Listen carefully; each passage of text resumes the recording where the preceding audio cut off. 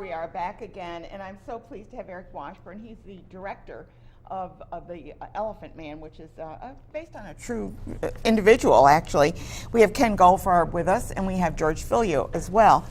The play is about Joseph Merrick, is that correct? Mm-hmm. And he did live.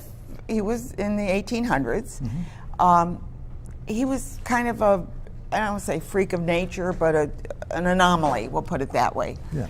Tell us about the play and why it's important for people to see this. Well, the play is, as you mentioned, it's a dramatization of the life of Joseph Merrick, who was born in 1862, apparently a normal child. Yeah, and we have a picture actually that will come up afterwards that will show what his situation was. At a fairly early age, he began There he is right there. Okay.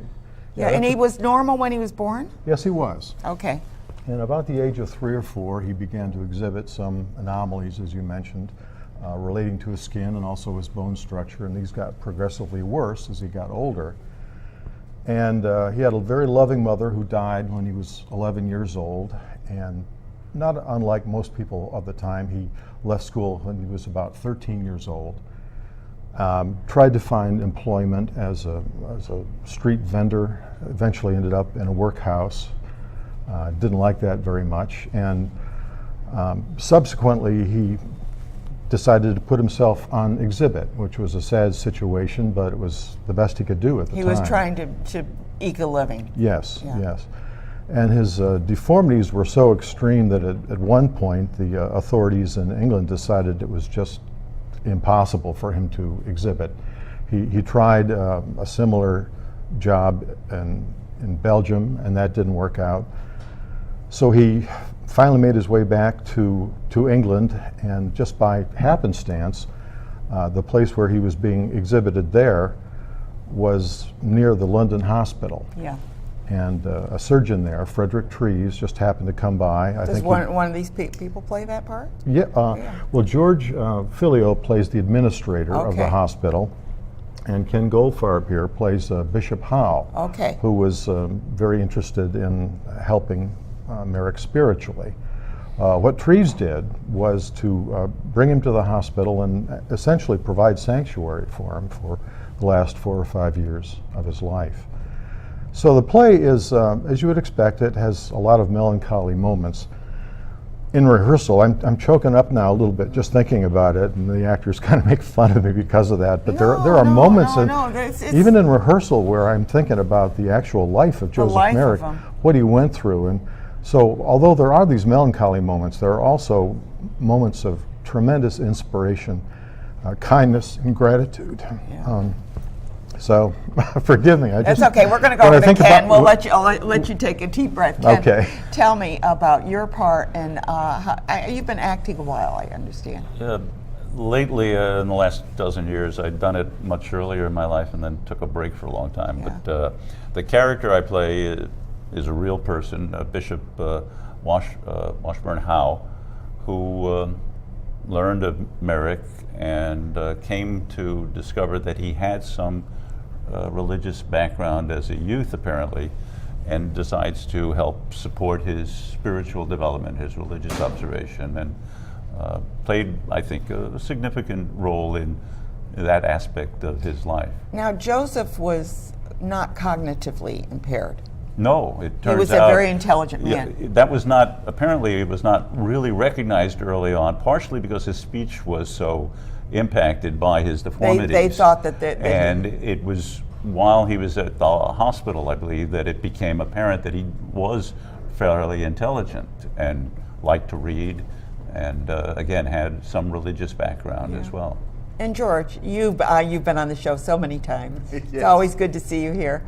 And your part is the administrator. Tell us how the administrator weighs in on Joseph.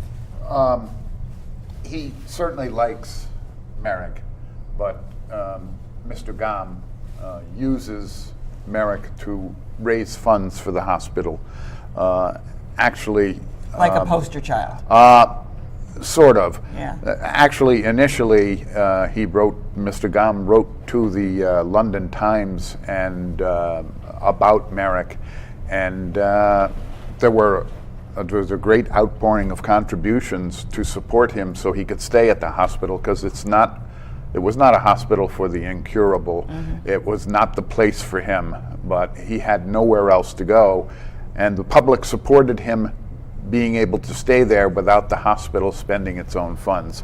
So there was empathy for Merrick. Tremendous among the public. The character of Mr. Gam is really interesting to play because he's sarcastic and very practical and straightforward. He says what he believes, and Ken and I have a scene together that is just magical because he's very cynical about religion.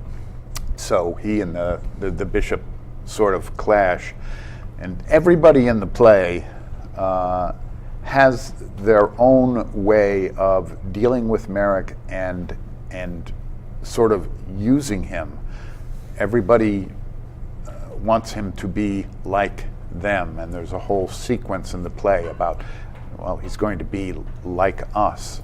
So he certainly had a better end of his life, Joseph Merrick, than he did the beginning of his life, because he was really taken care of at the hospital. He was safe from being almost destroyed, destroyed, almost killed sometimes. And I'm sure he changed the lives of all the people that he met. He certainly did. To me, the play is almost as much about Dr. Treves as it is about Merrick, because Dr. Treves was tremendously impacted by taking Merrick in and studying him and dealing with him, and it's a lot of it is about Treves as well as Merrick.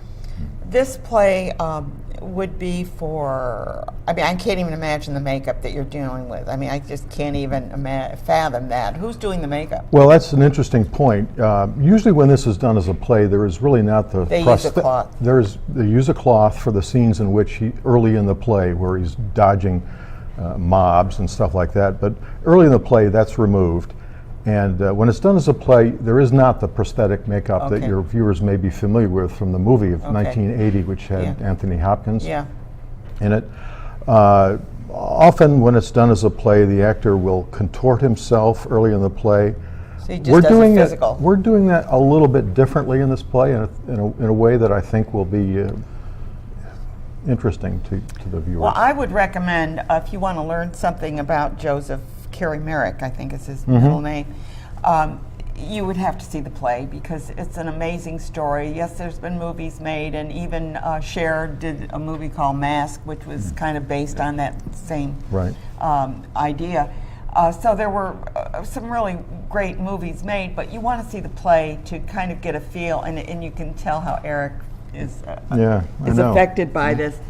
Maybe you'll be affected too. So we want to tell them to go see it, and it's at the Circle Theater Players, which is at the Sand Lake Center for the Arts, and it will be being played from May 31st through June 9th. Is that correct? Right. So please get some tickets, and you know, it's something that maybe you should bring some of your young adult children to as well, to kind of get a feel for Be perfectly suitable for that. Thank you all for being here. It's a pleasure to meet you all and see you doing such a wonderful play. It is a wonderful play, I know that. Thank you, Ann. We're going to take a quick break, and when we come back, we're going to be talking about Old Songs Festival. Wonderful traditional music. You're going to love it, and you're going to get your tickets early because you want to get over to the Altamont Fairgrounds. Stay tuned.